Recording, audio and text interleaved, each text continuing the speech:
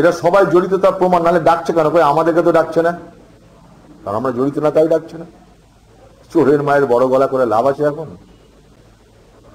মুখ্যমন্ত্রীকে এগিয়ে আসতে হচ্ছে তার দলের লোকদের রক্ষা করার জন্য।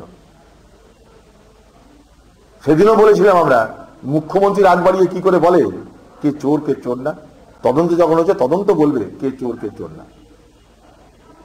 আগামী দিনে আরো অনেকে ডাক করবে বলে আমি বিশ্বাস করি, কারণ তদন্ত থেমে যায়নি।